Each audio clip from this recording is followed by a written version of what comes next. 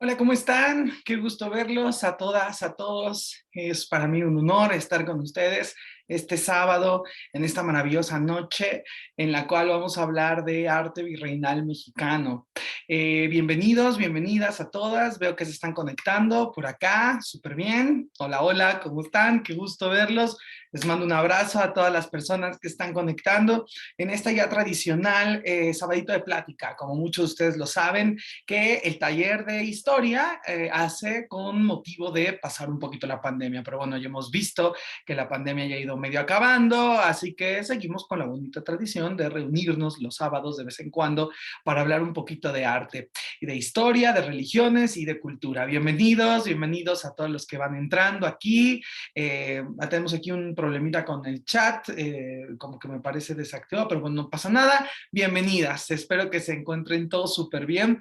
Bueno, pues el día de hoy vamos a hablar de un tema muy especial, es un recorrido súper panorámico, pero la verdad es que es un recorrido que me da muchísimo gusto dar con todos ustedes, ¿no? Que es un recorrido por el arte novohispano, el arte mexicano virreinal, porque bueno, realmente podemos hablar horas de esto y justamente vamos a abrir un curso que se va a abrir a partir de la siguiente semana y que va a ser los martes en una modalidad nueva, en una modalidad que hemos decidido titular temas selectos.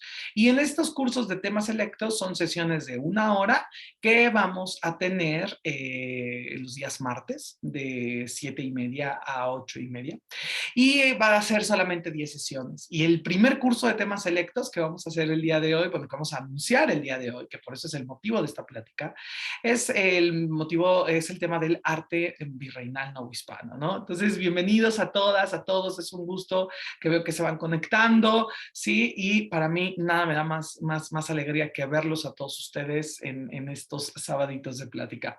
Bueno, pues vamos a comenzar, si les parece, ¿ok?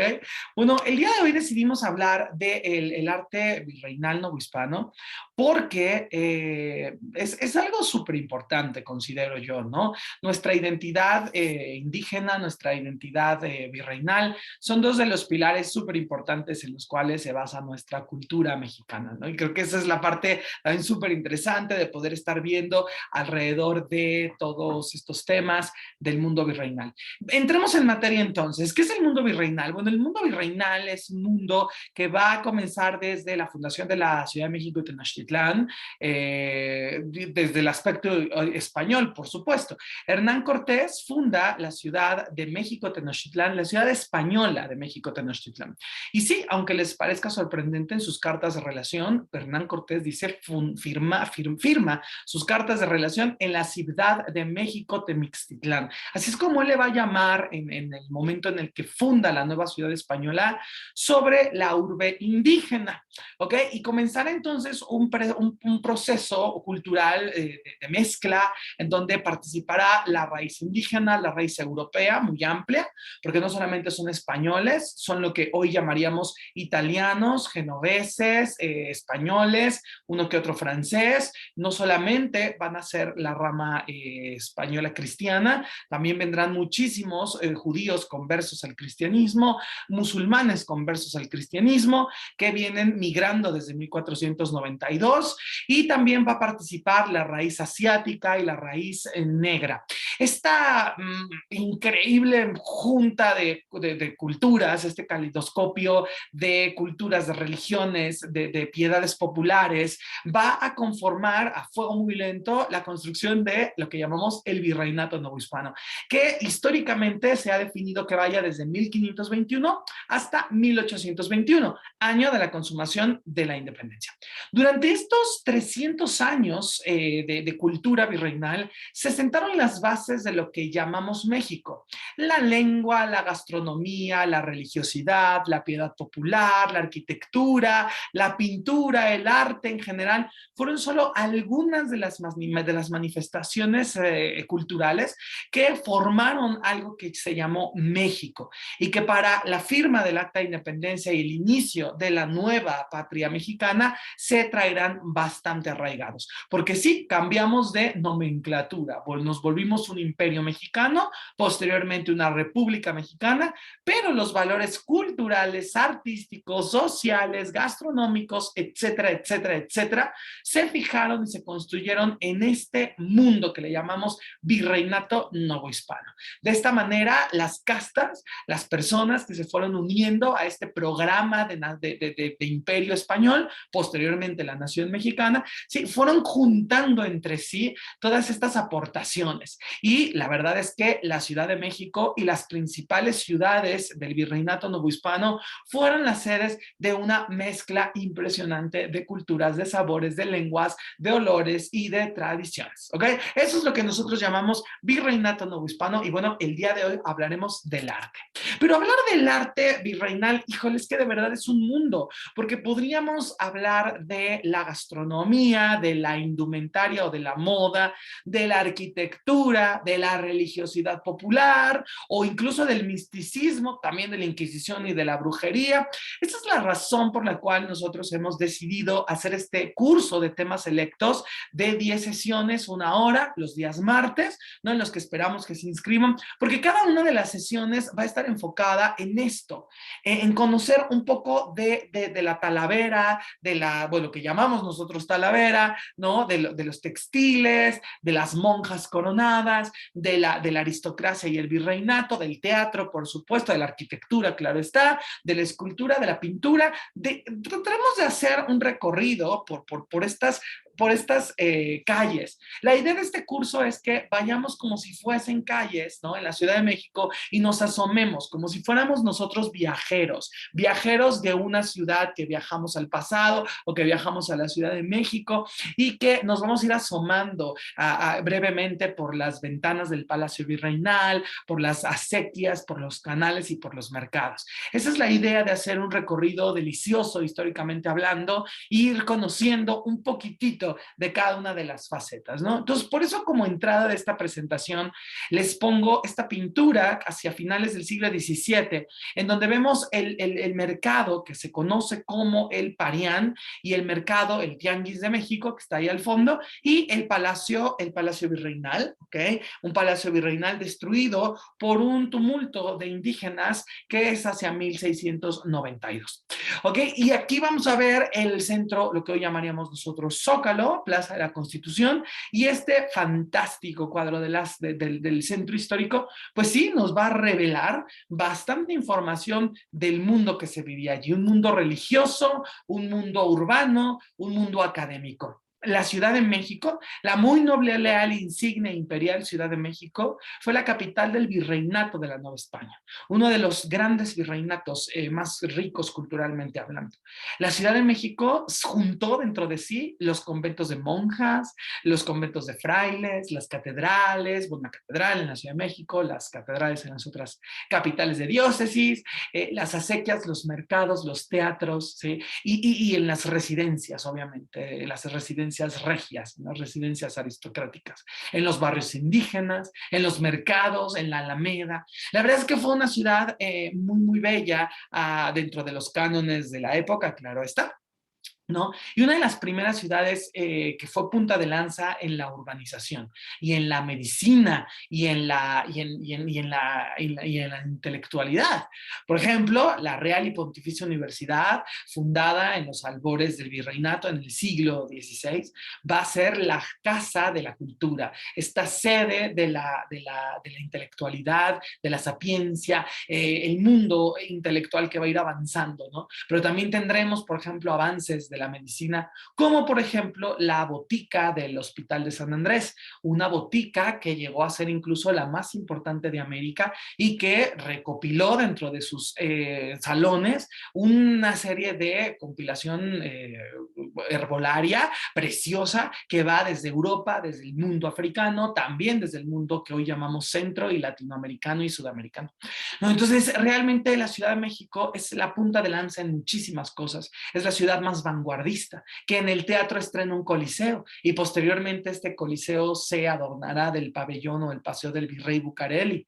Entonces, en el teatro es punta de lanza con grandes compañías del siglo XVII, XVIII, XIX, incluso recordemos el maravilloso libro de la doctora Mantecón, Vázquez Mantecón, que habla de Josefa Ordóñez, una de las grandes actrices, y la triste vida que va a llevar alrededor de ello, ¿no? Pero también es una ciudad que es la sede de la religiosidad, una ciudad que es la sede de la Catedral Metropolitana del Virreinato Novohispano, donde está el arzobispo de la Ciudad de México, el arzobispo del Virreinato Novohispano.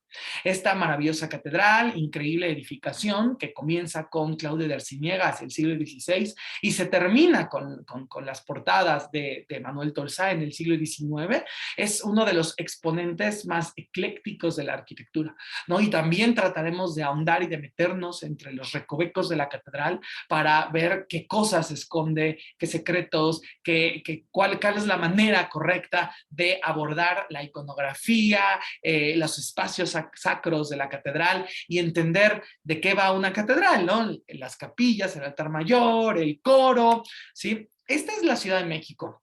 Una Ciudad de México que, como les dije, es punta de lanza, una de las ciudades más hermosas, de acuerdo por los viajeros, como lo dice bien el doctor Israels en su libro Los viajes por la Nueva España, ¿no? O que también muchos de ustedes seguramente han escuchado hablar del Barón de Humboldt, ¿no? Como uno de los que acuñará el mote de la ciudad de los palacios, ¿no? A la muy noble y leal y insigne Ciudad de México. Y justamente parte de este recorrido que haremos será por los palacios. ¿Por qué? Porque hay que hablar de la arquitectura. Y hablaremos brevísimamente en este curso de lo importante que son los palacios, la forma de entender y de leer los palacios y las historias, obviamente, en contra del mito, ¿no? Este es el palacio que ustedes conocen como el Sanborns de los Azulejos, ¿no? Uno de los palacios más representativos que va a tener una que otra leyenda por ahí. Luis González Obregón, en su libro Las calles de la Ciudad de México, nos habla, por ejemplo, de una muy divertida velada que comienza en este palacio y que acaba con el robo de un reloj carísimo, al parecer. Esa anécdota, esa leyenda está muy divertida. Se las invito a que la lean, de Luis González Obregón en su libro Las calles de México. Pero también está otra leyenda del hecho de por qué el Palacio de los Azulejos es de azulejos, ¿no? Y ahí se encontrarán ustedes estas leyendas de un padre que le pidió a Dios que su hijo, ¿no? Cambiara y el camino errado de mujeriego empedernido bebedor que tenía. Según esto, Diosito le hace el milagro y, bueno, levanta de azulejos y forra de azulejos.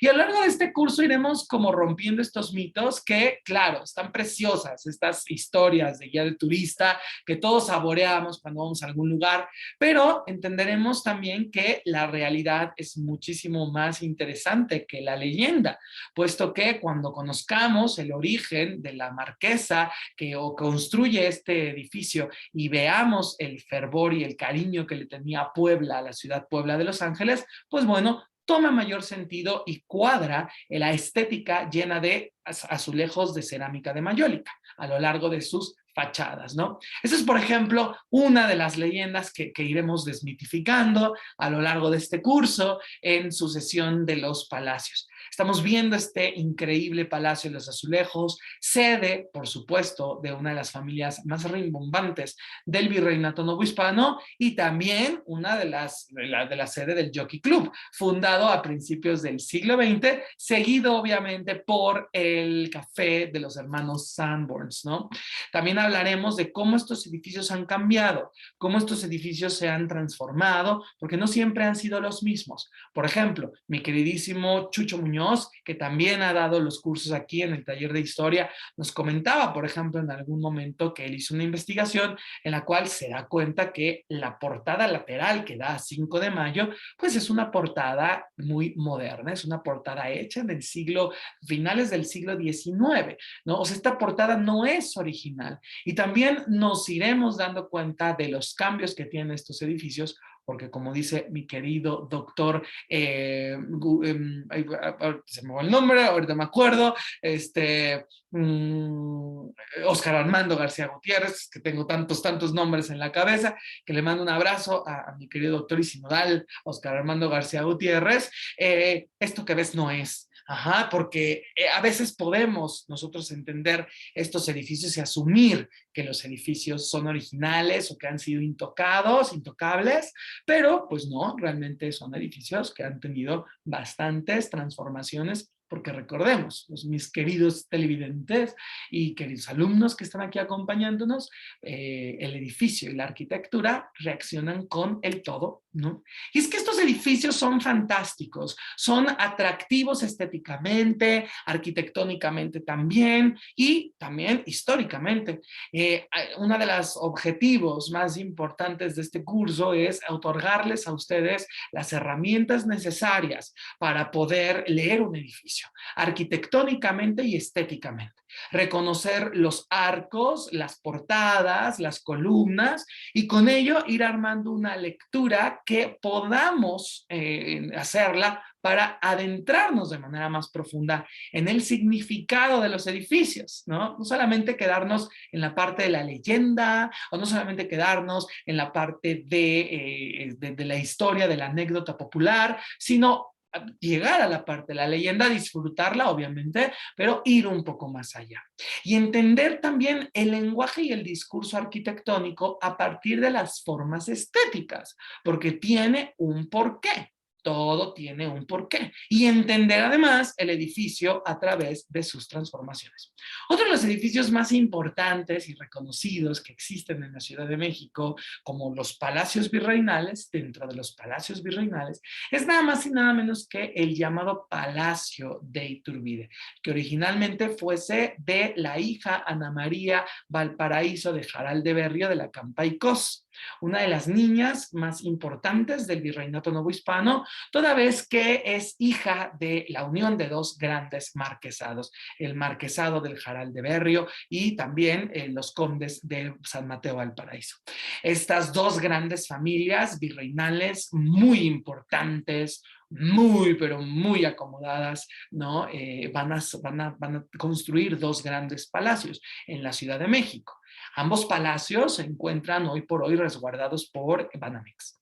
Y estos palacios sí son sede importante de museos, galerías, exposiciones, a lo largo de esta nueva identidad museística que van a tener los palacios. Pero el palacio de Ana María, que fue un regalo de bodas, ¿no? Para esta niña, cuando se casa, con su marido, un genovés comerciante, ¿sí? Va a ser uno de los grandes palacios que pongan impronta en el estilo arquitectónico. Tenemos por la vista, por la fachada, por la vista externa, pues tres niveles, ¿no? Un gran nivel en la parte de aquí, centrada en esta parte, una llamada planta noble, planta vulgar, la parte de abajo, con un entrepiso que serviría para oficinas o algunas habitaciones del despacho o de los negocios familiares. Luego en la parte de arriba sería la planta noble, donde viviría la marquesa y condesa Ana María, y en la parte de arriba originalmente eran dos torres, porque en las torres se acostumbraba también tener un poco de vida social y pública en el virreinato novohispano, como por ejemplo tomar chocolate. Tendremos toda una clase especial del chocolate en nuestro curso, y se manda a construir esta veranda, este enorme pasillo, arcada, veranda, como le quieran llamar, que permitirá hacer un deambulatorio como si fuese una terraza, uno de los primeros roof gardens que van a existir en esta Ciudad de México, ¿no? Y por adentro, bueno, hoy podemos disfrutar de este Palacio Banamex llamado Palacio de Iturbide, toda vez que, bueno, uno de sus insignes habitantes fue Agustín de Iturbide, y después se volvió el hotel de la Ciudad de México, y Maximiliano y Carlota, cuando llegaran a la Ciudad de México, después de dormir una noche en el Palacio Nacional, vivirán aquí en el hotel, haciendo que este se transforme como Hotel Imperial. ¿Ok? Y a partir de ahí, este será uno de los hoteles muy importantes. Ya a finales del siglo XIX, como datos curiosos, el Gran Hotel de la Ciudad de México, bueno, el Hotel Imperial de la Ciudad de México, tuvo en su planta de abajo algunas mueblerías muy elegantes, muy finas, muy distinguidas. Y bueno, podemos ver todas las etapas de habitación que ha tenido este edificio, desde su origen palaciego novohispano hasta, obviamente, la parte ya más moderna y hoy siendo un museo. Dentro de las habitaciones, en la parte de arriba, hay algunas salas donde existe una reconstrucción museográfica acerca de las habitaciones, de cómo se piensa, se cree que podrían haber sido una estancia del palacio en épocas de los marqueses de Jaraldeberry y los condes de San Mateo Valparaíso. Este palacio definitivamente va a ser uno de los elementos más representativos del mundo palaciego y arquitectónico de la época colonial. Pero no podemos tocar el tema de los palacios sin voltear al gran palacio, el Palacio Virreinal. Una de las grandes construcciones y edificaciones más importantes en la Ciudad de México. Y bueno, vamos a romper otro de los mitos, claro está. Seguramente han escuchado de algún guía de turistas que habla de que México y Perú se intercambiaron los planos. Y eso lo he escuchado yo, no les puedo decir infinitas veces, ¿ok? Y no solamente con esto, yo lo he escuchado con tres cosas. La primera, el Palacio Virreinal, que originalmente este no era, sino el de Perú, y se perdieron los papeles y se intercambiaron. Dos, la catedral, también me he tocado escuchar. Es que la Catedral de Lima y la Catedral de México iban a ser las mismas, se confundieron los planos. Y la última, que me sorprende mucho más, pero bueno, los indios verdes. Uy, es que los indios verdes iban a ser fundidos para enviar a Perú y a enviar a México, y entonces se confundieron. Y yo la verdad cada vez que escucho estas cosas me divierte mucho, pero me sale una duda de verdad muy, muy sincera, y es, ¿por qué esa fijación con Perú? Perú es hermoso, por supuesto, es uno de los lugares más bellos de esta tierra. Un abrazo a nuestros amigos del Perú, por supuesto que sí. Grandes catedrales, increíbles palacios, zonas arqueológicas divinas, los cuyos deliciosos y el arroz con azafrán también y los ayacuchos. Eso, qué delicia, un besazo a nuestros amigos del Perú. Yo pienso que estas ideas son herencia de este compleja relación o rivalidad que existía en la época colonial entre los virreinatos para ver cuál era el más importante y todo. Cosa que sí existió, sí durante la época virreinal hubo en algún momento un desquite a ver quién podía más, ¿no? Obviamente hay que ser sinceros, el virreinato del Perú mandaba cantidades impresionantes de oro, más que México, claro está. México mandaba cantidades impresionantes de plata, de chocolate, de grana cochinilla, de palo Campeche. No son carreritas, señores, no son carreritas, cada quien aportaba algo, ¿no? Y además, pues tampoco está de mucho orgullo ver quién le enviaba más cosas a España, ¿no? O sea, al final los fregados siempre fuimos los virreinatos, ¿no? Entonces, como que no vale mucho pararse el cuello y andar diciendo es que a mí o a mí me gustó, éramos más poderosos, le mandábamos más a España. Es un poco este sentido de vasallaje, ¿no? Que sorprende que en el siglo XXI sigue existiendo, pero existe. Pero el asunto es que alguien se inventó en algún momento, ¿no? Que el virreinato, que el palacio había sido este y no el otro. Yo siempre pregunto a mis alumnos que me dicen esto, ¿en serio creen que un plano tan importante como lo fuera el Palacio Virreinal o la catedral de alguna ciudad capital se confundiera y se traspapelara y que por accidente llegara a otro lugar y que ahí no parara el error, sino que alguien asumiera que ese es el plano correcto y se construyera, y entonces fue una serie de errores que nadie detuviera? Es imposible, es absurdo. La Catedral de México fue planeada como fue planeada por Claudio de Arciniega desde el desplante original en 1572-75, ¿sí? Y el Palacio Virreinal Novohispano fue planeado desde 1630 y pico, 40 y pico, ¿ok? O sea, no es un accidente. Estas cosas no pasan por accidente. Es demasiado naif pensar que esto es un accidente, ¿no? Así que de ninguna manera, o sea, estos palacios, estas estructuras fueron pensadas originalmente como están.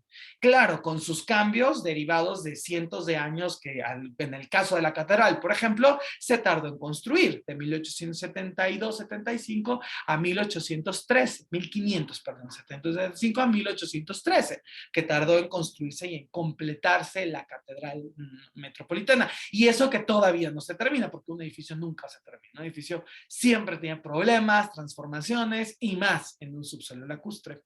Pero el asunto es que hay trabajos en el INAH de grandes arqueólogos y historiadores e historiadores del arte que demuestran que, pues de ninguna manera, el plano del Palacio Nacional comenzó, sí, claro, diferente. Hubo un Palacio Nacional sobre las ruinas del Palacio de Moctezuma en épocas de Cortés, que se llamó las Casas Nuevas de Cortés. Posteriormente, el virrey Luis de Velasco es el que compra las casas viejas nuevas de Cortés y las hace la residencia palaciega virreinal, allá en el plano de 1596, que está allá en el Archivo General de Indias, ya sale este edificio como un plano de palacio virreinal.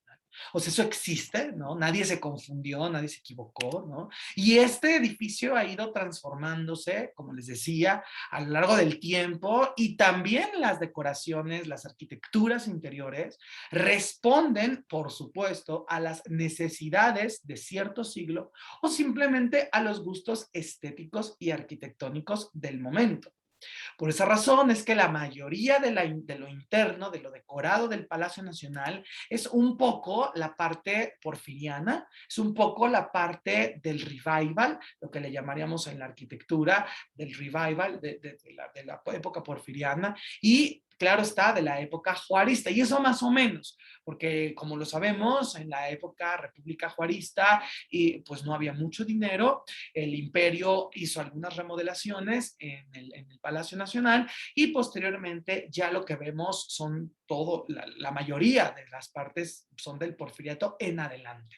Hay un increíble patio Art Deco en el Palacio Nacional, hay muchísimas todavía elementos que saltan por ahí del Art Nouveau. Estamos hablando de un palacio en constante transformación. De hecho, en las épocas de Plutarco Elías Calles, el Palacio Nacional se le agregaría un tercer nivel. Y ese tercer nivel tendría mucho cuidado de que fuera bien introducido dentro del discurso arquitectónico para que no saliera notorio, como lo podemos ver aquí. La arquitectura del tercer nivel se iguala a las arquitecturas del primer nivel o planta baja y el nivel intermedio, ¿no? Entonces, este es como bastante el recorrido, ¿no? que se puede hacer dentro del Palacio Nacional y también ir desmitificando.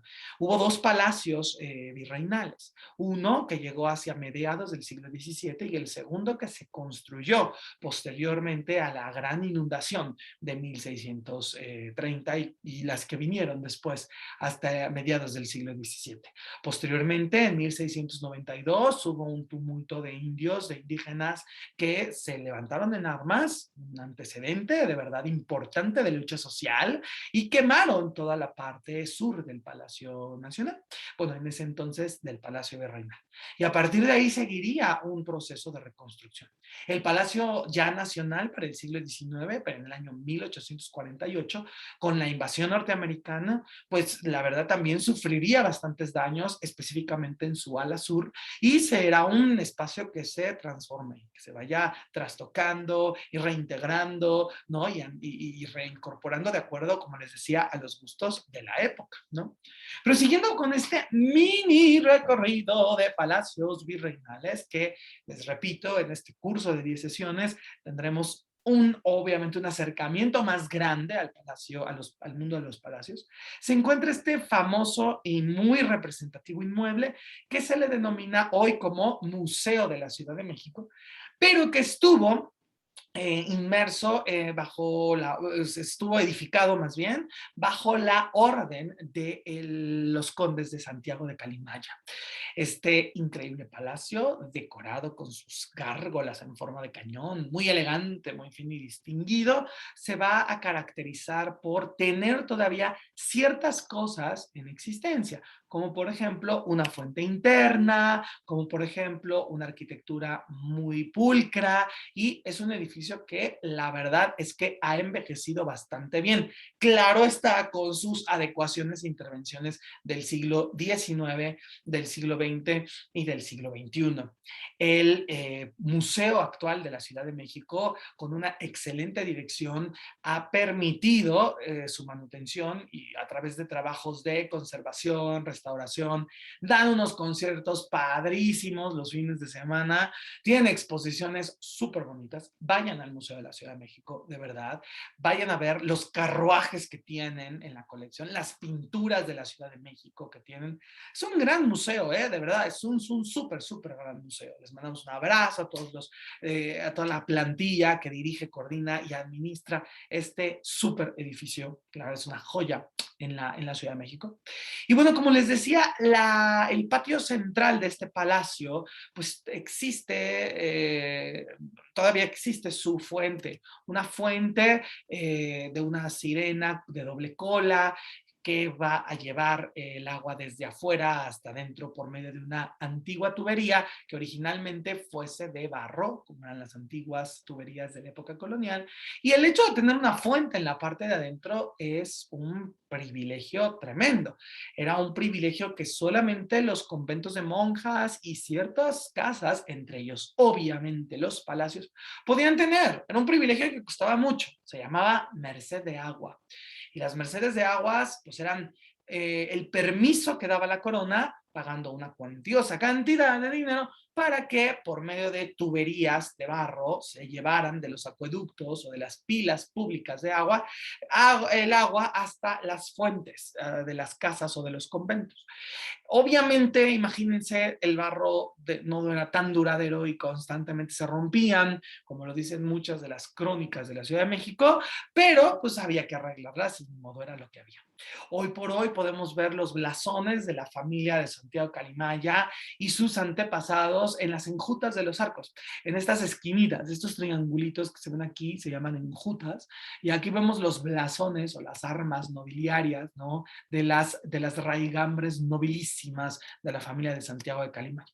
Pero una de las cosas más padres que tiene este edificio y que no me deja de parecer de ningún momento poético, al contrario, así es México mágico, tal cual, nuestra ciudad increíble desde tiempos inmemoriales, es este aristón, esta esquina del palacio que tiene incrustada una de las cabezas del Templo Mayor. Para los que no lo saben, el Templo Mayor estaba rodeado de una especie de barda, otras fuentes sí, indican más como una escalinata, ¿sí? Otros historiadores pensamos que era más como un muro, barda, que dividía el espacio del Templo Mayor. Este templo, esta barda perimetral, por así llamarlo, este espacio perimetral, porque no era particularmente como si fuese una muralla, una barda, sino más bien un espacio que limitaba el espacio profano de afuera del sagrado interno del centro ceremonial. Tenía esculturas de serpientes, obviamente representando al dios Quetzalcóatl. Y estas serpientes, estas cabezas, se les llamaba el Coatepantli, la barda de las serpientes, ¿no? Esta barda de las serpientes que fue destruida, desmantelada por órdenes de Hernán Cortés cuando cae la Ciudad de México indígena, y cuando la Ciudad de México española se construye, va a ser construida, por lo menos la primera etapa, a partir de la reutilización de las piedras. Esto es muy lógico. ¿Por qué? Porque ir hasta el Pedregal o hasta una cantera y sacar las piedras era mucho, muy lento y muy costoso. Así que los conquistadores españoles y los grandes júmetras o arquitectos de la ciudad hispana deciden empezar un proceso de reutilización.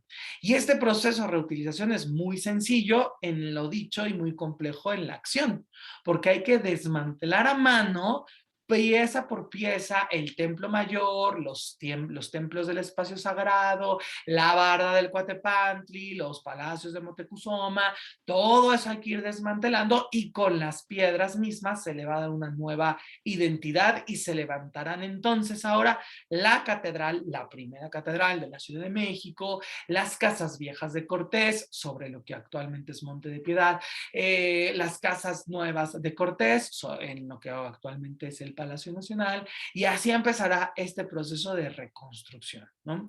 Dentro de esta reutilización, algunas piezas se transformaron, se labraron y se les borró la identidad prehispánica y otras piezas no. Otras piezas llegaron prácticamente intactas a ser parte de las estructuras como un discurso de conquista, claro está. Por ejemplo, 3 casos. Caso número 1, la cabeza de Coatepantli de la Catedral Metropolitana. El arqueólogo Antonio García Cubas, hacia 1881, excavó la zona del atrio sur de la catedral actual y descubrió los basamentos, los muros, arranques de muros y columnas de la antigua catedral de la Ciudad de México, que se le ha tildado de sucia, humilde, húmeda, pobre, lo que quieran, chiquita. No era nada de eso, definitivamente no. Ya ha habido estudios más avanzados que demuestran que no era así. Y se encontró el señor García Cubas 2 cabezas de serpiente como esta. Estas cabezas fueron las basas de las columnas que soportaron el templo católico de la primera catedral de la Ciudad de México. Y esas basas, por ejemplo, no se trastocaron. Quedaron una prácticamente intacta, la otra sí fue transformada a partir de cincelazos que le trataron de borrar esta identidad, pero el discurso allí era muy claro. Triunfó la fe cristiana sobre la fe indígena, triunfó el pueblo español sobre el indígena. Ahora utilizamos esas piedras y ahora van a soportar las columnas de la catedral cristiana católica romana. Ese es el discurso súper fuerte. Ese es el caso número 1. Caso número 2, una piedra que estuvo en una de las residencias de la época colonial, que era un indígena sentado con la cabeza hacia abajo, muy parecido a alguna de las piezas que podemos encontrar o en la sala mexica del Museo de Antropología e Historia o en la propia sala del Museo Templo Mayor. Esta piedra pasó en la popularidad, en el ideario colectivo popular, como la piedra de un indio triste. No es un indio triste, era una escultura de una persona en cuclillas, pero en la época colonial esta piedra fue utilizada como construcción de una casa colonial, también con el discurso de yo gané y sobre de tus piedras pongo las mías. Ajá. Y esa parte comenzó una leyenda que también Luis González Obregón recapitula en su libro de las calles de México y que es la leyenda del indio triste, de un indígena que era sirviente de los españoles, ganó un puesto burocrático importante traicionando a los suyos en época colonial. Eso dice la leyenda, que es pura leyenda esta parte. Y entonces un día, por ser borracho, bebedor y demás, ¿sí?, cae de la gracia del virrey. El virrey le quita todas sus posesiones, incluyendo esa casa que según la leyenda ahí vivía este señor indígena. Y entonces el indio triste se pone en cuclillas y llora y llora y llora hasta que se hace piedra. Una narrativa bastante bíblica que nos recuerda a la esposa de Lot, ¿no? Que se hace piedra, se hace una escultura de sal, ¿no? Aquí se hace piedra. Y entonces la gente dice, ahí la cae el indio triste, porque está un indio triste en la escultura, y comienza toda esta leyenda que en el siglo XIX Luis González Obregón recapitulará. Y en finales del XIX, principios del XX. Y entonces así comienza esta leyenda, pero no, nada que la gente no se convierte en piedra, eso no sucede, ¿ok? Y esta es una de las leyendas más, pero la parte de la historia real, pues es un poquito también interesante, ¿no? Y el tercero de los casos es esta, el aristón también de la cabeza de Coatepantli, ¿no? De esta barda que yo les dije, pero esta piedra fue trasladada hasta la construcción del primer palacio de los condes de Santiago de Calimaya, que ya no existe, y cuando se remodela el palacio, se va a utilizar también como esta parte de la esquina, una piedra con un discurso muy fuerte sobre de tus piedras pondré las mías, sobre tu cultura la va a ser aplastada porque la mía ganó.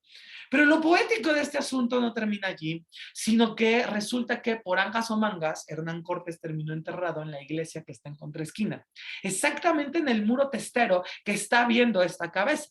Entonces, la historia se vuelve súper poética cuando vemos, ¿no?, que esta piedra del Templo Mayor está mirando directamente a la que fuese la tumba del conquistador. Siguiendo el recorrido por los palacios, obviamente, ¿no? Hay que hablar del Palacio de Medicina, una de las grandes obras de Pedro de Arrieta, un edificio, el segundo palacio de la Inquisición. Originalmente en este lugar estuvieron una serie de casas que funda la Inquisición como su sede de trabajo y eventualmente tras la inundación de 1630 de terrible en el siglo XVII y posteriormente otros terremotos e inundaciones, comienza el proyecto ya hacia el siglo XVIII de la construcción de este edificio llamado Casa Chata. ¿Por qué? Bueno, porque no termina en esquina, sino está chata, está achatada. El edificio es una muestra arquitectónica de gran valía, toda vez que no tiene las columnas de las esquinas. La gran transformación arquitectónica y reparto de las cargas sobre los muros hace que el pilar en donde debería de ir en la esquina, en la planta baja, no lo tenga, esté libre, ¿no?, para la entrada de los carruajes y la entrada de las procesiones. Y entonces esto se vuelve realmente una gran re, pues reestructuración de la ingeniería, ¿no?, y de la arquitectura, una proeza definitivamente, ¿no? Pero en la parte de arriba sí tiene, la parte de arriba sí tiene las columnas completas del claustro, cosa que es todavía mucho más sorprendente, ¿no? El Palacio de la Inquisición, después de la independencia de México, fue cesada, fue cesado el tribunal y comenzó una repartición de estos lotes.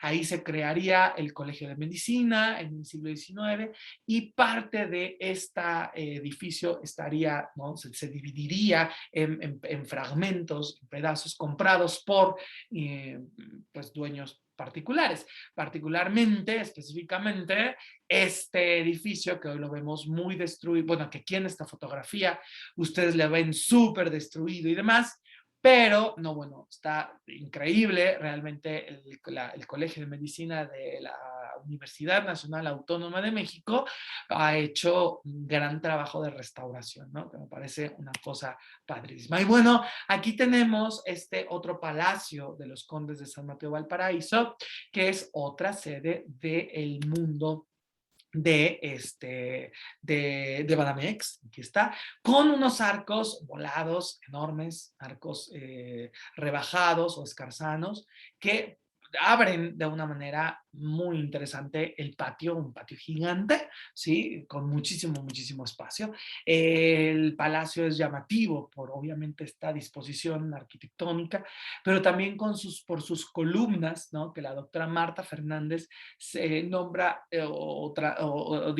define como columnas ondejanti, un estilo italiano que se trajo del barroco italiano para poder transformar en estas ondas. Es una propuesta interesante de la columna salomónica, como bien lo estudia la doctora Marta Fernández, y que va a ser ondejanti, con el nombre que se pone a partir del estudio histórico que ella hace. Pero particularmente este edificio tiene algo que sorprende a propios y a extraños, que es la escalera de dos hélices. Estas escaleras de dos hélices ya aparecen en la arquitectura renacentista del mundo francés y del mundo italiano. Recordemos la famosa escalera del Palacio Borromini en Italia, en Roma, pero también estos exponentes de doble hélice llegan a América y por lo menos, particularmente, este es el único que yo conozco, Palacio Novohispano en América, bueno, Palacio en América, que tiene esta escalinata doble. Dos son las escalinatas gemelas, una de un lado, otra del otro, que a manera de hélice le van dando la vuelta, le van dando la vuelta y van subiendo y que se remata por una preciosa cúpula de tambor octogonal, ¿sí? Que va a ser rematada a su vez por una linternilla. Esta disposición arquitectónica llama mucho la atención. Hoy por fin ya han abierto este museo. Antes era oficinas, antes necesitaba uno entrar ahí por algo, con algún oficio. Hoy por hoy Banamex lo ha abierto, hicieron un museo súper interesante de arte popular mexicano y uno puede pasar y puedes ver desde abajo estas escaleras increíbles. La verdad es que es un gran lugar para visitar y es una de las joyas del barroco novohispano. Siguiendo este recorrido para que ustedes conozcan un poquito de todo, pues bueno, vamos a tener las iglesias. Las iglesias en la Ciudad de México son súper importantes, pero hay un sinfín de iglesias y de tipologías de iglesias.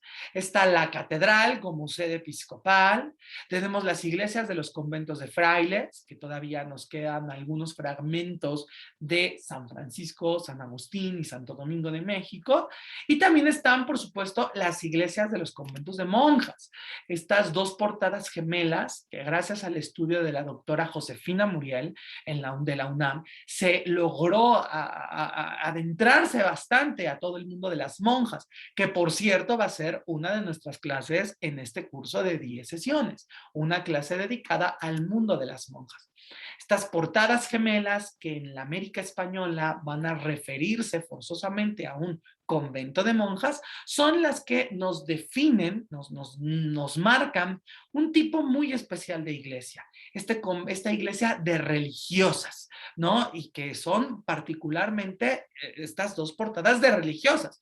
Las iglesias de conventos de frailes no son así, las iglesias del clero secular como parroquias tampoco son así, y entonces en Perú, en México, nos vamos a encontrar que las iglesias con portadas gemelas dando a un lado de la calle, como lo estableció la doctora Josefina Muriel, y de ahí para el Real, grandes investigadores que han tomado el tema, ¿no? Como por ejemplo el doctor Eduardo Báez, la doctora Marta Fernández, y en la parte histórica, la doctora Marcela Corbera, gente que ha estudiado el mundo monacal femenino, ¿no? Son realmente iglesias increíbles. Pero por otro lado también, pues todavía se mantienen en pie algunas de las iglesias, bueno, de pedazos de conventos de los frailes. Explicaremos muy a fondo la división entre clero regular y clero secular. El clero regular se subdivide a su vez en varias órdenes: las órdenes femeninas, las órdenes monacales, las órdenes mendicantes, hospitalarias, educativas, y dentro de las órdenes en este mundo novohispano, que muchas de estas órdenes se asientan, se van a construir conventos y estructuras fantásticas, como por ejemplo lo que sobrevive del convento de la Merced, el convento de los hermanos mercedarios, que es un convento estudiado desde épocas de George Kubler por grandes historiadores como por ejemplo Eduardo Báez, y qué decir de Manuel Toussaint, que van a tipificar este claustro como un claustro morisco. Y es que la complejidad estética del labrado en roca, del labrado de la piedra, nos va a dejar un claustro único en su tipo, con diamantes, puntas de diamantes en el intradós, con molduras en el estradós del arco, con columnas, con fustes bastante decorados, con basas y capiteles muy elegantes, entablamentos clásicos, pero con demasiado trabajo de labrado de piedra, lo que va a catalogar a este claustro de lo que queda del convento de la Merced como una de las joyas del barroco novohispano, desde épocas de Manuel Toussaint. Posteriormente, este edificio va a ser tratado de rescatarse, le construyeron un domo tristísimamente, el domo lastimó muchísimo la estructura, porque el claustro ya no se apoya más que en sus cuatro muros, ¿no? Externos. Juárez con las leyes de reforma destruyó la iglesia, mucha parte del convento, y nos quedó solo este claustro que hay que proteger y que cuidar. Hoy por hoy el claustro permanece cerrado, ya que han habido trabajos e intentos de restauración y conservación que no llegan a satisfacer las necesidades constitutivas, físicamente hablando del inmueble, ¿no? Pero bueno, queda esto en pie, al menos queda esto en pie, habrá que reunir esfuerzos para que estos capiteles compuestos, fustes labrados, arcos de medio punto adiamantados en el intradós, enjutas labradas con hojarascas, es una belleza, ¿no? Todo este lenguaje arquitectónico se los vamos a enseñar también para que ustedes puedan adentrarse en este mundo de la arquitectura desde la parte estética, pero también simbólica y obviamente histórica.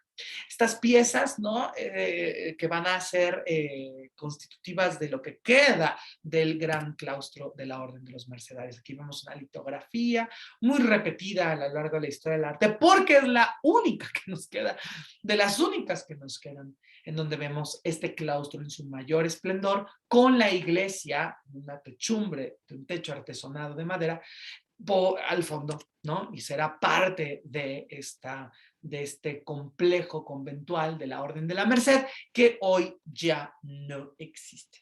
San Agustín, la iglesia de San Agustín, es otra de las iglesias pues que se mantienen del antiguo convento, el convento ya no queda nada, y esta gran edificación, ¿no? Una portada divina, con el patronazgo de San Agustín labrado en una tarja, un espacio central, con las columnas salomónicas, bastante estudiadas por la doctora Marta Fernández, ¿no? Esta iglesia que después en el siglo XIX se transformara en la sede de la Biblioteca Nacional y posteriormente ahora sea un trabajo en constante restauración también por parte de la Universidad Nacional Autónoma de México. Y bueno, obviamente hablamos de la catedral y de su parte arquitectónica y demás, para entender las partes que incluyen a la catedral.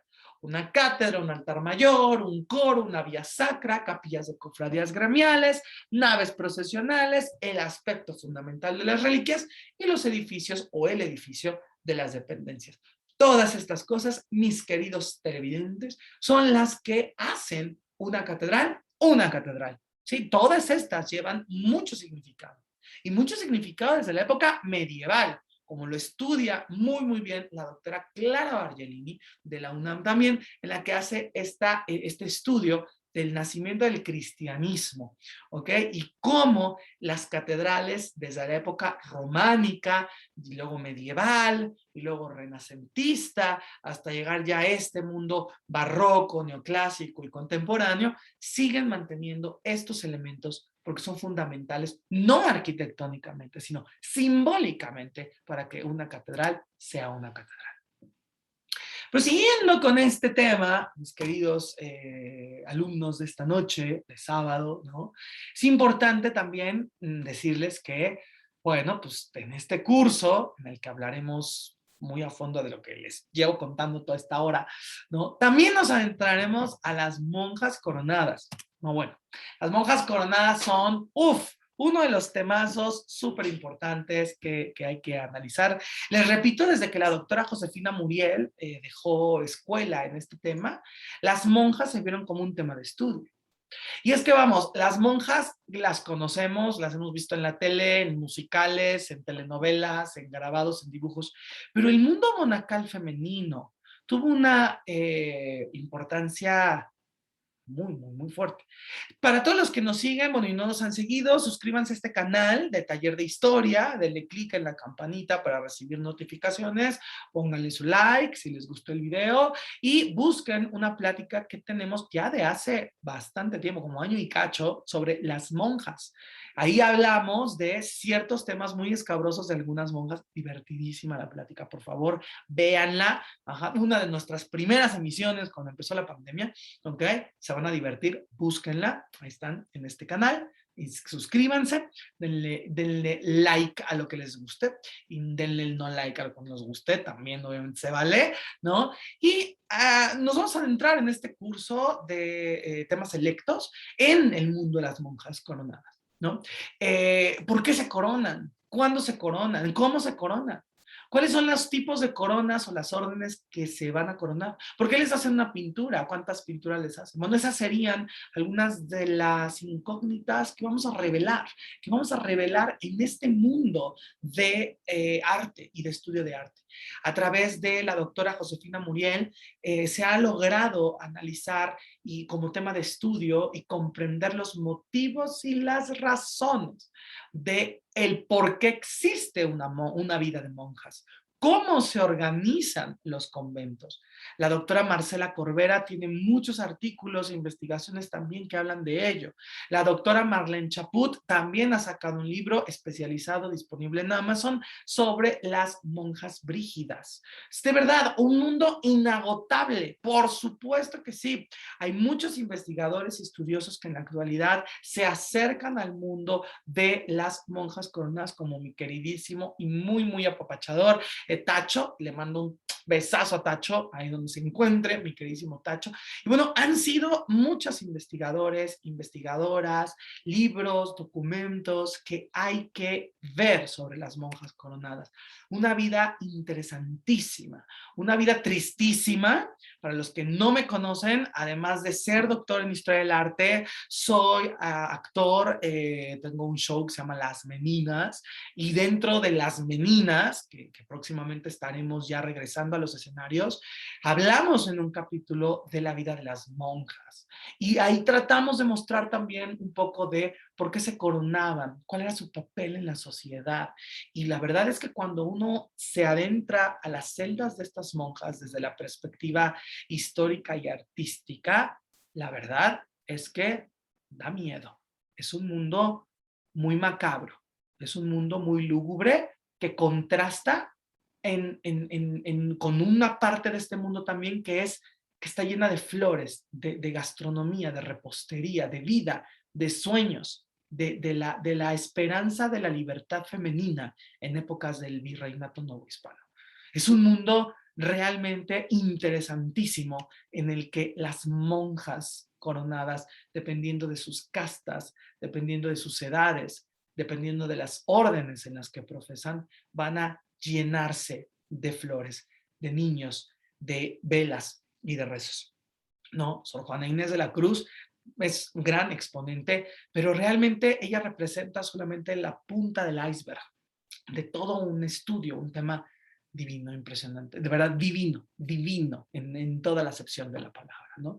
Además de que la gastronomía de las monjas es parte fundamental de la gastronomía del mundo novohispano y por ende del mundo mexicano, ¿no? Acabo de ir a Aguascalientes con mi queridísimo amigo y exalumno Armando González, un arquitecto que le mando también un abrazo muy grande. Y Armando tuvo la nota increíble de invitarme a un restaurante en Aguascalientes que se llama La Sacristía, donde hacen los platillos de las monjas, ¿no? O sea, de verdad, es impresionante. También tuve la oportunidad de ser invitado por mis amigos del restaurante Azul Histórico, bueno, de Azul Condesa específicamente, y probar los chiles en nogada de las recetas de las monjas. O sea, en Puebla hay un restaurante que les recomiendo, y digo, ya van recomendaciones, si andan allá en Aguascalientes, váyanse al restaurante de La Sacristía. Si se andan acá en la Condesa o en el centro histórico, váyanse por favor al Azul Histórico.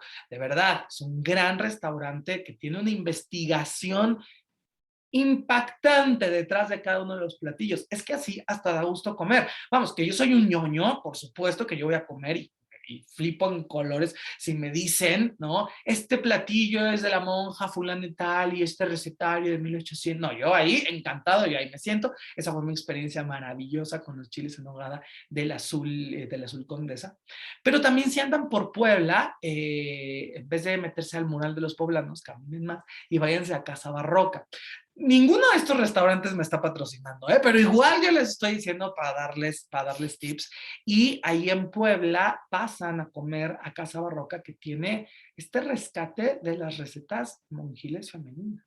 Y se van, por favor, y me lo van a agradecer después, por una torta de salami o de lo jamón serrano, lo que quieran, a la Casa del Mendrugo, ahí en el centro de Puebla. Vayan ustedes por su torta a la charcutería luego me agradecen, ¿no? Y por el Callejón de los Sapos, recuerden visitar el Mendrugo, la charcutería de la Casa del Mendrugo y el restaurante también, que es buenísimo, ¿no? Entonces, de esto es el mundo de la gastronomía, ¿no? Esta monja poblana que crea el mole, estas monjas agustinas que van a crear el chile de nogada, estas monjas confiteras en todo el país que van a hacer sus dulces y de verdad, una gran cultura gastronómica. El mundo de las monjas es fantástico. Y para cerrar con broche de oro en esta parte de las monjas, cuando vayan a Puebla y se vayan a comer a Casa Barroca y se vayan a echar su torta de jamón serrano en la Casa del Mendrugo, se me van al Museo de Santa Mónica en Puebla, que es un museo que es único en su tipo en este país, con una curaduría y una selección de pintura y de vida de monjas que te quedas con la boca abierta. De verdad, señoras y señores, váyanse a Puebla. De verdad, Puebla, qué chula es Puebla, qué linda, qué chula es Puebla. Y ahí van a poder, además de la gastronomía, además de todo esto, van a poder ver esta parte de las monjas, del mundo de las religiosas. Y por supuesto, pues ya estamos en recomendaciones, también se me pueden ir al Museo Nacional del Virreinato, obviamente, ¿no? Si estamos hablando de arte virreinal, pues nos vamos allá. Y el Museo Nacional del Virreinato tiene una de las colecciones más impactantes de monjas coronadas, que hoy se venden en cientos de miles de pesos y que tristemente antes nadie las pelaba, pero bueno, es gracias al trabajo de varios historiadores, historiadoras que han tomado este tema bastante seriamente hablando y han logrado adentrarnos al mundo de las celdas. Pero bueno, ya para ir cerrando esta plática, ¿no? Que les digo, que hemos estado platicando, bueno, pues hablaremos también en este curso de la indumentaria. Y es que la indumentaria, la moda, el código de vestimenta de la época colonial, era una cosa fantástica para nosotros los historiadores, muy triste para las personas, puesto que no es que hoy como vas a una tienda y te pones lo que quieras. Había todo un código de colores, había todo un código de prendas que podían utilizar ciertas personas y ciertas no. La moda es un discurso de poder. La moda es un ejercicio de poder, es un elemento jerárquico que te define tu lugar en una sociedad tan críptica y tan limitada como lo fue la sociedad novohispana. Claro que durante el reinado de los Austrias, que sería desde 1521 más o menos, bueno, más o menos no, 1521 hasta el año de 1700, que es cuando muere Carlos II de Austria, rey de España, el famoso hechizado. Ahí la moda era muy, muy, muy sobria, no quiere decir con ello ligera, no, bastante compleja, pero muy sobria. Los colores protocolarios de la monarquía de los Austrias, de los Habsburgo en España, siempre fueron un elemento muy, muy sobrio. Cuando llegan los Borbones a España después de la guerra de sucesión española 1700 a 1715, y entonces es Felipe V, rey de España, el que llega, del que vendrá después Fernando VI y luego su medio hermano Carlos III, que es el que ven ustedes a la derecha de la presentación. La moda de los Borbones, la moda francesada de estos Borbones que comienzan con Felipe V y hasta la fecha se mantienen en la corona española. Esta moda francesada, porque vienen de ellos de Francia, aunque originalmente vienen de Navarra, pero ese es otro chisme que luego les contaré. Sí, y también tenemos un curso de monarquías, así que ustedes escriban al curso de monarquías. Escríbanse a lo que quieran, los vamos a recibir con los brazos abiertos y con mucho, mucho vino, cuando se vuelva presencial esto. Entonces la moda borbona es una moda muy abierta, es una moda muy libre, es una moda muy exagerada, muy rimbombante, con pelucas blancas, ¿no? Y que va a generar todo un discurso de la moda, de la indumentaria en lo masculino y en lo femenino. Casacas, pelucas, tricornios, medias, guardainfantes, tontillos, brocados. Es un código de valores y de símbolos que se van a establecer a lo largo de todas las castas. Desde las castas altas, criollos y españoles, hasta las castas medias, mestizos, hasta las castas bajas, de acuerdo a este sistema de valores de la época colonial. Los textiles novohispanos fueron maravillosos, fueron una serie de elementos que le dieron la vuelta al mundo. Una de las grandes aportaciones de México al mundo en el periodo virreinal es la grana cochinilla que tiñe de rojo, es el palo de Campeche que teñirá del famoso rosa mexicano, que en la década de los 40 el diseñador de modas Valdosierra tipifica en Nueva York como el rosa mexicano, así tal cual, de ese nivel, ¿no? Él es de varias plantas, de varios minerales, donde saldrán los colorantes y los pigmentos, ¿no? Para hacer grandes, una paleta de color impresionante, ¿no? Entonces, esa es la gran aportación del mundo mexicano, del mundo novohispano, al mundo en general. Esta aportación de pigmentos y de colorantes que, como el añil, que generará el azul maya, por ejemplo, que se van a entreverar con los textiles que vienen del mundo arabesco, estos damasquinados, estos brocados, o de los textiles que vienen del mundo oriental, como las sedas, ¿no? De estas moras, los gusanos de las moreras, ¿no? Y esto se va a tratar de implementar aquí, a través del trabajo de los gremios, que analizaremos en el curso, los obrajes textileros que se van a establecer a lo largo de toda la calzada de Tacuba, e incluso en pueblos específicos como el de Tacubaya, ¿no? Van a ser lugares donde se van a fabricar una serie de textiles que dejarán la boca abierta, ¿no? Esta unión de textiles sacados de fibras naturales, más la lana, obviamente, europea, se harán hilos, estos hilos se entreverarán a través de la trama y el urdimbre y generarán textiles y brocados impresionantes. Muchos de ellos que orgullosamente hay que decirlo y agradecerlo a las personas que tienen a bien dirigir el departamento de restauración del Museo Nacional de Historia en el Castillo de Chapultepec, puesto que el Museo Nacional de Historia del Castillo de Chapultepec tiene uno de los acervos más grandes e importantes de textil en la historia de México. Quiéranlo o pueden ustedes ir a buscar el maravilloso catálogo que se sacó el Museo Nacional de Historia, que se llama Hilos de Historia, por ejemplo, un catálogo, que te deja con la boca abierta.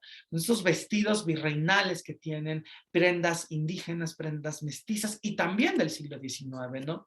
Satín, terciopelos y textiles pintados fueron la base de la materia prima que se utilizó para constituir, ¿no? Y adornar a brocados, damascos que llegaban del mundo oriental o del mundo medio oriental, ¿no? Y que gracias a la minería, en México se van a producir hilos de oro, hilos de plata, que también formarán parte de esta indumentaria, ¿no? Gracias a esto podremos adentrarnos en este curso en una sección en la indumentaria novohispana.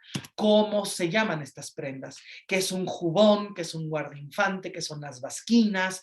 ¿Qué son las faldas? ¿Cómo es el corte? Las pelucas, el código de joyas, que si las perlas en Semana Santa, los arcillos, las amatistas, por supuesto los zafiros y los corales, ¿no? Estos brocados que van a tener un discurso peculiar en las mujeres jóvenes de la moda borbona, o también estas casacas, mallas y calzoneras que van a tener los caballeros de fina estampa, de fina y rancia estampa y abolengo. Estamos viendo el retrato de la familia Faguaga, los marqueses del Apartado. Pero también dentro de la nobleza indígena y dentro de la nobleza mestiza existirán ciertas prendas, como por ejemplo los huipiles, estos huipiles o huepili bordados, ¿no? Con unas cantidades de simbolismos indígenas increíbles que sobrevivirán todavía hasta el siglo XVIII. Si para muestra basta un botón, la investigación de la restauradora, la gran restauradora Verónica Lozano Ucha, que en su tesis de licenciatura de la Escuela de Restauración Manuel Castillo Negrete, va a estudiar el famoso huipil de la Malinche, ¿no? Con resultados impresionantes, que bueno, les spoileo que ni era de la Malinche. Pero bueno, eso lo hablaremos en las clases de acuerdo a la investigación de la restauradora Verónica Lozano, que mi Vero, le mandamos también un besazo en donde quiera que esté. Y bueno, este mundo de textiles, hablaremos del arte plumario, porque también tiene muchísimo que ver, y del intercambio cultural, los brocados que vienen del mundo europeo, los damaskinados que vienen del mundo medio oriental, los encajes y bolillos que por supuesto vienen del mundo de Flandes, ¿no? Que también ese es otro tema precioso. Y iremos entendiendo cómo se desarrollan ciertas características. ¿Cuáles son las características fijas de una moda criolla novohispana? ¿Cuáles son las características fijas de una moda europea novohispana? Y así, ¿cuáles serán las características fijas de una moda mestiza, de una moda castiza? ¿Cuáles elementos vienen incorporados de Francia, de Flandes, de Arabia, por supuesto que vienen del mundo islámico, tiene muchísimo que ver, ¿no? Del mundo indígena, ¿cuáles son las prendas que sobreviven? ¿Por qué el uso del rebozo? ¿Por qué el uso del marfil, de que viene de Asia, ¿no? Las golas, los encajes. ¿Qué prendas de estas se lavan? ¿Qué prendas de estas no se lavan? ¿Y cuál es el código de valor que existe guardado, ¿no? Para aquellos que tengan las herramientas para leerlo, como en cuadros como este? La hija del virrey, de uno de los virreyes más importantes del Conde de la Laguna, que también fuese muy, muy querido de Sor Juana Inés de la Cruz, en donde vemos a esta indígena enana chichimeca con la cara tatuada, que está al lado de esta hija del virrey, que por cierto este cuadro fue el cuadro estrella en una exposición llamada La hija del virrey, que se presentó, si no mal recuerdo, hace 3, 4 años en el Museo de las Américas en España. Pero bueno, ya les contaré ese chisme desde otro lado, ¿no? Y bueno, terminaremos nuestro curso y nuestra plática, claro está, para que ustedes se inscriban, se animen a inscribirse, ¿ok? Nada más y nada menos que con la parte de los retablos. Obviamente no podemos hablar del México virreinal si no nos adentramos al estudio de la retablística, ¿sí? De cómo se hacen estos retablos, cuál es el sistema, la manufactura, de dónde vienen los diseños, si podemos hablar de un diseño, de dónde viene la técnica, quiénes los hacen, cómo se dora, cuáles son las características técnicas para entender la construcción de un retablo. ¿Cuáles son las características estéticas para aprender a leer un retablo? ¿Cuáles son las características iconográficas para poder entender el discurso simbólico religioso de una orden o de una escena religiosa dentro de los retablos novohispanos? Este recorrido, ¿no?, por los retablos, aquí estamos viendo uno de los más fantásticos retablos de la Ciudad de México, que está en la Iglesia de la Enseñanza, tras la catedral, el pasaje catedral, ¿no?, en el centro histórico, y hablaremos cómo se debe de abordar el estudio en retablo. Si tiene soporte salomónico, anástilo, neóstilo, cuáles son los soportes, cómo se leen, cómo puedo adentrarme en estas moles, artísticas, sacrílegas, más bien sacras, perdón, de la religiosidad virreinal. ¿Y qué es la información que me tratan de dar? ¿No? De esa manera nosotros avanzaremos en este increíble intercambio cultural de nuestra cultura novohispana, de nuestro mundo novohispano. La verdad es que me da muchísimo gusto haberlos recibido esta noche de sábado. Tuvimos algunos problemas, lo estuve viendo a lo largo de la plática del chat, ¿ok? Por esa razón creo que no pudimos establecer aquí como tanto diálogo, pero por favor los invitamos a que se inscriban a este curso, este primer curso de temas selectos de arte virreinal mexicano, los martes de 7:30 a 8:30 de la noche, 10 clases, del 6 de noviembre noviembre al 1 de febrero, ¿sí? Estas serán por Zoom en el formato. Hoy fue nuestra clase muestra, nuestra clase introductoria, y por favor, si saben de alguien interesado, compártanle este link, compártanle este video, nada nos dará más gusto. Comuníquense por favor a las redes del taller de historia, nos encuentran por favor, escriban aquí por favor a este canal de YouTube, pongan ahí abajo su comentario, por favor, nada nos dará más gusto, ¿no? Y también no estamos por Instagram, en Instagram como Cursos de Historia TR, ¿ok? Cursos de Historia TR, ahí vamos a estar recibiendo también sus mensajes, ¿sí? Y comuníquense a nuestra página de Instagram, a nuestra página de YouTube y síganos en todas nuestras redes. Bueno, pues ha sido para mí un gusto estar con ustedes en este sábado, en esta noche de sábado, hablando de arte novohispano y pues viendo que existen muchísimos temas a tratar.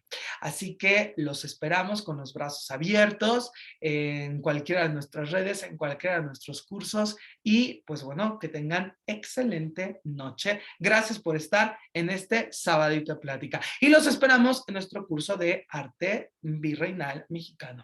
Chao, nos vemos, que tengan excelente noche. Adiós.